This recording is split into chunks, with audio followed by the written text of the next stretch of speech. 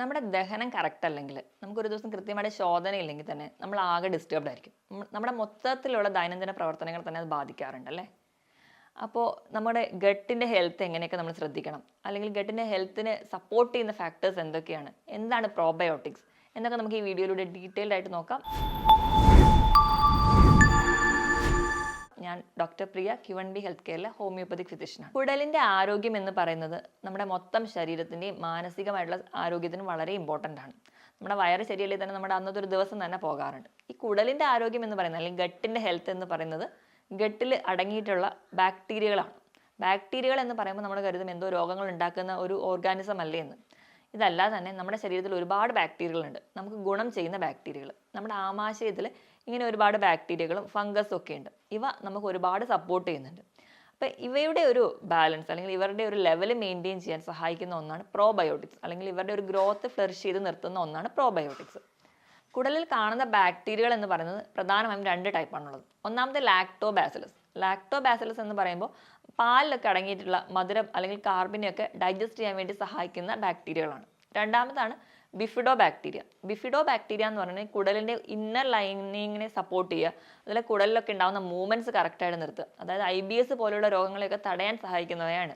ഇവയാണ് ബാക്ടീരിയകളുടെ കൂട്ടത്തിൽ ഏറ്റവും പ്രധാനപ്പെട്ടത്. ഇനി ഫംഗസ് ആയിട്ടുള്ളതാണ് സെക്കാരോമൈസിസ് ഒക്കെ. അവയും നമ്മുടെ ഈ കുടലിൻ്റെ പ്രവർത്തനം കൃത്യമായിട്ട് നിർത്താനും നമുക്ക് ഒരുപാട് ഫുഡ് ഇൻഫെക്ഷൻസ് ഒക്കെ വരാൻ ചാൻസ് ഉണ്ടെങ്കിൽ അത് മാക്സിമം തടയുക, അല്ലെങ്കിൽ അത് പ്രൊട്ടക്ട് ചെയ്ത് നിർത്തുക, നമുക്ക് വരാതിരിക്കാൻ വേണ്ടി. ഈ ഫങ്ഷൻസ് ഒക്കെ ചെയ്യുന്നവരാണ് കൂടുതലും ഫംഗസുകൾ. ഇവയാണ് നമ്മുടെ ആമാശയത്തിൽ കാണുന്ന ബാക്ടീരിയകളും ഫംഗസുകളും. മൊത്തം ഒരു ട്രില്യൺ അത്രയും തോളം തന്നെ ഈ ഓർഗാനിസംസ് നമ്മുടെ ആമാശയത്തിലുണ്ട്. അപ്പം ഇവ നമുക്ക് ചെയ്യുന്ന ഫങ്ഷൻസ് എന്ന് പറഞ്ഞിട്ടുണ്ടെങ്കിൽ ആമാശയ സംബന്ധം മാത്രമല്ല, മറ്റ് പല ഫങ്ഷൻസും നമുക്ക് ചെയ്യുന്നുണ്ട്. നമുക്ക് ആ ഫങ്ഷൻസ് അല്ലെങ്കിൽ അവർ ചെയ്യുന്ന ഗുണങ്ങൾ എന്തൊക്കെയാണെന്ന് ആദ്യം തന്നെ നോക്കാം. അപ്പം ആമാശയ സംബന്ധമായ ഗുണങ്ങൾ എന്ന് പറയുമ്പോൾ തന്നെ ദഹനം കൃത്യമായിട്ട് നിർത്തുക. ഞാൻ ആദ്യം പറഞ്ഞ ലാക്ടോബാസിലസ് ഒക്കെയാണ് പാല് ദഹിക്കാൻ നമ്മളെ സഹായിക്കുന്നത്. ധാരാളം ഫൈബേഴ്സ് അടങ്ങിയ ഭക്ഷണങ്ങൾ നമ്മൾ കഴിക്കുമ്പോൾ ഈ ഫൈബറിനെ ഡൈജസ്റ്റ് ചെയ്യാൻ സഹായിക്കുന്നതും ഈ ബാക്ടീരിയകളാണ്. അപ്പോൾ ദഹനം കൃത്യമായി നിർത്തുക.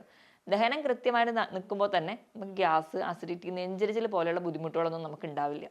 അപ്പം ആ ഒരു പ്രശ്നവും നമുക്ക് അവിടെ തടയുന്നുണ്ട്. അസിഡിറ്റി, ശോധന കൃത്യമായിട്ട് നിർത്തുക, ഇവയൊക്കെ ഈ ഒരു ബാക്ടീരിയകളുടെ ഗ്രോത്ത് മൂലമാണ് നടക്കുന്നത്. ഇതോടൊപ്പം തന്നെ നാവിൽ ഇങ്ങനെ പൂപ്പൽ പോലെയായിട്ട് പ്രസൻറ്റ് ചെയ്യുക, മൗത്ത് അൾസേഴ്സ് വരിക, അതായത് വായിൽ പുണ്ണുകൾ റെക്കറൻ്റ് ആയിട്ട് ഇടയ്ക്കിടയ്ക്ക് വരുന്നവരൊക്കെ ആണെങ്കിലും ഈ ഒരു ബാക്ടീരിയയാണ് മാക്സിമം അത് വരാതിരിക്കാൻ നമ്മളെ തടയുന്നത്.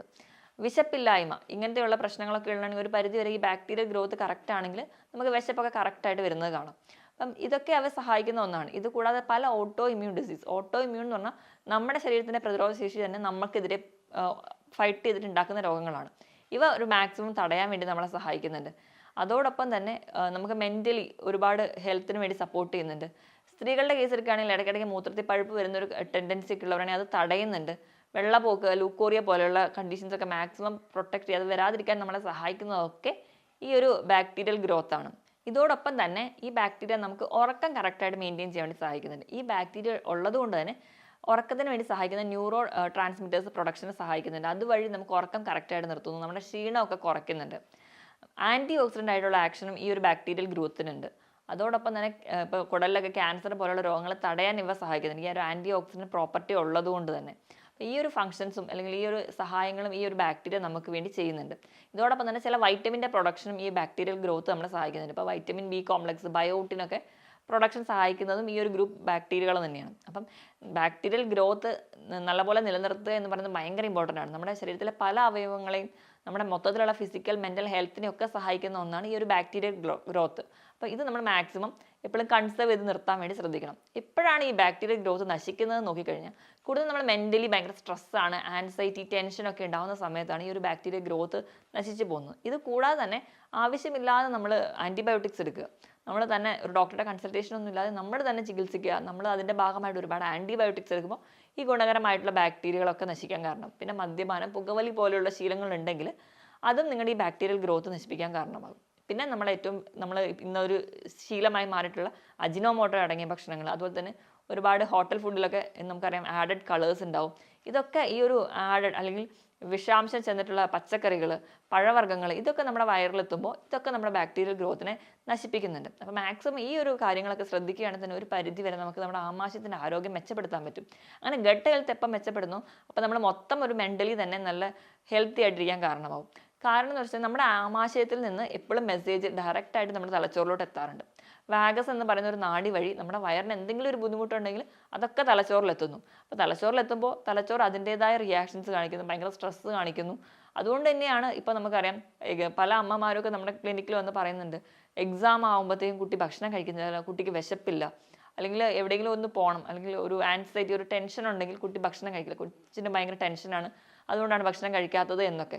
അപ്പം എപ്പോഴും നമ്മുടെ ആമാശയവും തലച്ചോറും നമ്മൾ ലിങ്ക്ഡ് ആണ്. അപ്പോൾ നമ്മൾ ആമാശയം കറക്റ്റ് അല്ലെങ്കിൽ നമുക്ക് ഈ പറയുന്ന സ്ട്രെസ്സും ആൻസൈറ്റിയും ഒക്കെ വരുന്നു. സ്ട്രെസ്സ് കൂടുമ്പോൾ നമുക്ക് വീണ്ടും ഉറക്കമില്ലായ്മ വരുന്നു. അപ്പോൾ മൊത്തം നമ്മുടെ എല്ലാ ഫങ്ഷൻസിനെയും ഡിപ്പെൻഡ് ചെയ്തിരിക്കും. അപ്പോൾ ഗട്ടിൻ്റെ ഹെൽത്ത് എപ്പോഴും വളരെ ഇമ്പോർട്ടൻ്റ് ആണ്. അതുപോലെ തന്നെ നമ്മൾ ഹാപ്പി ആക്കി നിർത്തുന്ന ഒരു ഹോർമോണാണ് സെറട്ടോണിൻ എന്ന് പറയുന്നത്. ഇതൊരു പരിധി വരെ നമ്മുടെ കുടലിൽ ഉണ്ടാവുന്ന ഒരു ഹോർമോണാണ്. അപ്പം ഈ ഒരു ലെവൽ മെയിൻറ്റെയിൻ ചെയ്യാനൊക്കെ ഈ ഒരു ബാക്ടീരിയ നമ്മളെ സഹായിക്കുന്നുണ്ട്. അപ്പം അതായത് കുടലിൻ്റെ ആരോഗ്യം ബാക്ടീരിയ കീപ്പ് ചെയ്യുന്നു, അതുവഴി നമുക്ക് ഈ ഹോർമോൺ പ്രൊഡക്ഷൻ നടക്കുന്നു, നമ്മൾ നല്ല മൂഡൊക്കെ ഹാപ്പി ആയിട്ടിരിക്കാൻ വേണ്ടി സഹായിക്കുന്നുണ്ട്. അപ്പോൾ സെറട്ടോണിൻ്റെ ഒരു പ്രൊഡക്ഷൻ കൂട്ടുന്ന ചില ഭക്ഷണങ്ങളാണ് നമ്മൾ പറയുന്ന കോഫി, ചോക്ലേറ്റ്, ചിക്കൻ, അതുപോലെ മുട്ട. അതുകൊണ്ടാണ് പൊതുവേ ഈ ഒരു ചോക്ലേറ്റ്സ് ഒക്കെ കഴിക്കുന്ന സമയത്ത് കുറച്ചുകൂടി ഒരു ഹാപ്പി മൂഡിലോട്ട് നമ്മൾ മാറി വരുന്നത്. അപ്പോൾ ഈ സെറട്ടോണിൻ്റെ ലെവൽ മെയിൻറ്റെയിൻ ചെയ്യുക എന്ന് പറയുന്നത് നമുക്ക് വളരെ ഇമ്പോർട്ടൻ്റ് ആണ്. അപ്പോൾ കുടലിൻ്റെ ആരോഗ്യം മെച്ചപ്പെടുത്തുമ്പം ഈ ഒരു കാര്യം കൂടി നമ്മൾ ശ്രദ്ധിക്കണം. ഇതൊക്കെയാണ് പ്രധാനമായിട്ടും ഒരു തലച്ചോറും ആമാശയം തമ്മിലുള്ള ഒരു ലിങ്ക് എന്ന് പറയുന്നത്. ഇനി നമ്മൾ എന്തൊക്കെ ഭക്ഷണങ്ങളാണ് അല്ലെങ്കിൽ എന്തൊക്കെയാണ് പ്രോബയോട്ടിക്സ് എന്ന് നോക്കാം. നമ്മുടെ ദൈനംദിന ഭക്ഷണങ്ങളിൽ നമ്മൾ കഴിക്കുന്ന പലതും ഒരു പ്രോബയോട്ടിക് ആണ്, പക്ഷെ നമ്മൾ തന്നെ തിരിച്ചറിയാതെ പോകുന്ന ഒന്നാണ്. ഏറ്റവും ഇമ്പോർട്ടൻ്റ് എന്ന് പറയുന്നത് തൈരാണ്. പുളിയില്ലാത്ത തൈര് ഒരു 3-4 സ്പൂൺ സ്ഥിരമായി കഴിക്കുന്നത് നമ്മുടെ ഭക്ഷണത്തിൽ ഉൾപ്പെടുത്തുക ആണെങ്കിൽ അത് വളരെ നല്ലതാണ്. മാക്സിമം നിങ്ങൾ ഉച്ചനേരം തൈര് കഴിക്കാൻ വേണ്ടി ശ്രദ്ധിക്കുക. രാത്രി അല്ലെങ്കിൽ മോർണിംഗ് കഴിക്കാതിരിക്കാൻ വേണ്ടി നോക്കുക. ഉച്ചനേരം നിങ്ങൾ കഴിവതും എല്ലാ ദിവസവും തന്നെ തൈര് കഴിക്കുകയാണെങ്കിൽ അതിൽ തന്നെ നമുക്ക് നല്ല ബാക്ടീരിയ ഗ്രോത്ത് മെയിൻറ്റെയിൻ ചെയ്യാൻ പറ്റും. അപ്പോൾ നമുക്കറിയാം കുഞ്ഞു കുട്ടികളാണെങ്കിൽ അത് ബേസിക്കലി നമ്മൾ ചോറ് കൊടുത്ത് തുടങ്ങുമ്പോൾ തന്നെ നമ്മൾ പറയുന്നുണ്ട്, കൊച്ചിന് തൈര് ചേർത്ത് ഫുഡ് കൊടുക്കുകയാണെങ്കിൽ കുട്ടീൻ്റെ വയറ് ശരിയായിട്ട് നിർത്തുന്നു. അതാണ് ഏറ്റവും ബേസിക്, കാരണം അതാണ് റിച്ച് പ്രോബയോട്ടിക് എന്ന് പറയുന്നത്. പിന്നെ നമ്മൾ വാങ്ങുന്ന യോഗേർട്ട് ആണെങ്കിലും നമുക്ക് നല്ലൊരു പ്രോബയോട്ടിക് തന്നെയാണ്. ഇനി നമ്മുടെ തന്നെ പൂർവികർ അവരറിയാതെ തന്നെ കഴിച്ച ഏറ്റവും വലിയ പ്രോബയോട്ടിക് അല്ലെങ്കിൽ ഏറ്റവും ഹെൽത്തി ആയിട്ടുള്ള പ്രോബയോട്ടിക് എന്ന് പറയുന്നത് പഴങ്കഞ്ഞിയാണ്. അപ്പോൾ പഴങ്കഞ്ഞി തന്നെ പല ടൈപ്പായിട്ടുണ്ട്. നമുക്ക് ഉള്ളി ചേർത്തിട്ട് കഴിക്കാം, അല്ലെങ്കിൽ അതിൽ പല മിക്സിങ്, പല ഓരോരോ സ്റ്റേറ്റിലാണെങ്കിലും പല രീതിയിലാണ് അവർ കഴിക്കുക. അപ്പോൾ എന്ത് കഴിക്കുന്നതും പഴങ്കഞ്ഞി കഴിക്കുകയാണെങ്കിൽ അത് വളരെ ഹെൽത്തിയാണ്. അപ്പോൾ പഴങ്കഞ്ഞിനോടൊപ്പം തന്നെ തൈര് കൂടി മിക്സ് ചെയ്തൊക്കെ രാവിലെ കഴിക്കുന്നവരാണെങ്കിൽ അത് ഏറ്റവും റിച്ച് സോഴ്സ് ഓഫ് പ്രോബയോട്ടിക് ആണ്. ഇതോടൊപ്പം തന്നെ നമ്മൾ സ്ഥിരമായിട്ട് വീട്ടിൽ കഴിക്കുന്ന ഒന്നാണ് അച്ചാറുകൾ. ഏത് ടൈപ്പ് അച്ചാറാണെങ്കിലും നമ്മൾ കടയിൽ നിന്ന് വാങ്ങുന്നതല്ല, നമ്മൾ വീട്ടിൽ തന്നെ ഉണ്ടാക്കുന്നതാണെങ്കിൽ അത് നല്ലൊരു പ്രോബയോട്ടിക് ആയിട്ട് ആക്ട് ചെയ്യും. എപ്പോഴും നമ്മൾ ആലോചിക്കുക, നമ്മൾ കടുക് ഒക്കെ ചതച്ചിട്ട് നല്ലെണ്ണയിൽ ഉണ്ടാക്കുന്ന അച്ചാറുകളാണെങ്കിൽ അതിനകത്ത് നടക്കുന്ന ഫെർമെൻറ്റേഷനാണ് പ്രോബയോട്ടിക് ആയിട്ട് ആക്ട് ചെയ്യുക. വിനാഗിരിയൊക്കെ അധികം ഉപയോഗിക്കാതെ തന്നെ ഉണ്ടാക്കാൻ വേണ്ടി ശ്രദ്ധിക്കുക. അപ്പോൾ നമുക്ക് നല്ലൊരു പ്രോബയോട്ടിക് ആയിട്ട് ആക്ട് ചെയ്യാവുന്നുണ്ട്. അതുപോലെ തന്നെയാണ് ക്യാരറ്റ്, ക്യാബേജ് ഇവയൊക്കെ ഉപ്പിലിട്ടിട്ട് കഴിക്കുന്നതും ഒരു പ്രോബയോട്ടിക്കിൻ്റെ ആക്ഷൻ നമുക്ക് കിട്ടുന്നുണ്ട്. കാരണം ഇവിടെ നടക്കുന്നതുകൊണ്ട് ഒരു ഫെർമെൻറ്റേഷൻ നടക്കുന്നുണ്ട്.